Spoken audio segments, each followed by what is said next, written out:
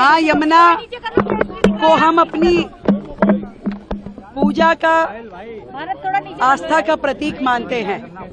यमुना जी को लेकर के वर्षों से जिस तरीके से अनदेखी की गई, वर्षों वर्ष सरकारें रही, परंतु उन्होंने कभी सरकार ने उस तरीके का काम नहीं किया जो माँ यमुना के लिए किया जाना चाहिए था।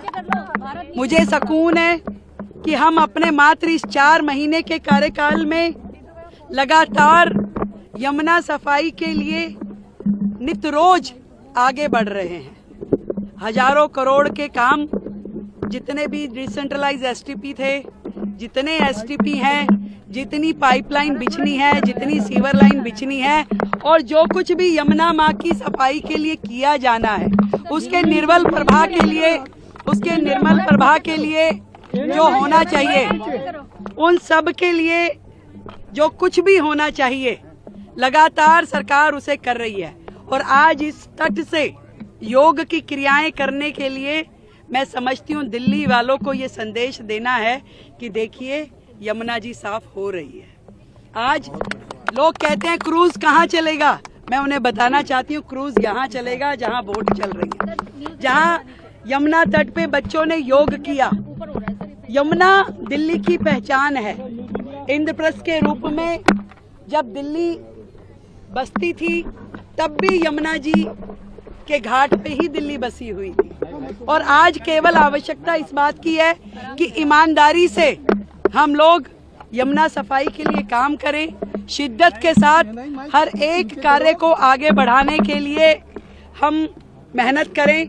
और ये जो निर्मल छवि यमुना की है, तो जितना भी स्ट्रेच दिल्ली में से होके गुजर रहा है, पूरा का पूरा ऐसा ही बनाना है, इसी पे काम करना है, ये दिखाने के लिए मैं आज आई। एक लाइन और, जनता की भागीदारी के लिए क्या अपील करेंगे, क्योंकि उनकी भागीदारी के बगैर यमुना साफ नहीं हो सकती। जनता तैयार है, संत समाज तैयार है, समाज तैयार है, सब लोग मिलकर के इस पे काम करना चाहते हैं और कर रहे हैं। हम लोग जो बेसिक रिक्वायरमेंट है, जिस टेक्नोलॉजी का उपयोग यमुना जी को साफ करने के लिए होना चाहिए, सर्वप्रथम हमने उस टेक्नोलॉजी को इनिशिएट कर दिया।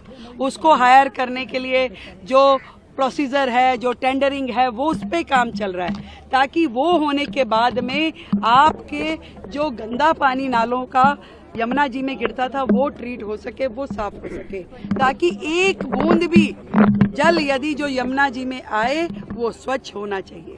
और उसका ई फ्लो, उसके ऊपर हम बेहतरी से काम कर रहे हैं कि यमुना को जीवन देने के लिए, उसको अविरल उसका रूप देने के लिए उसमें ई फ्लो होना जरूरी है, उसके लिए सरकार काम कर रही है। तो आज योगा विद यमुना आप देख रहे हैं, एक बड़ा सुकून का विषय है कि आज सब लोग यहाँ पे आए हैं, हमारे मंत्री जी यहाँ हैं, हमारे सांसद जी हैं, सभी क्षेत्रवासी यहाँ आए हैं। मैम, पहली बार दिल्ली में प्रदेश सरकार की तरफ से इतने बड़े स्तर पर योगा का कार्यक्रम हुआ है।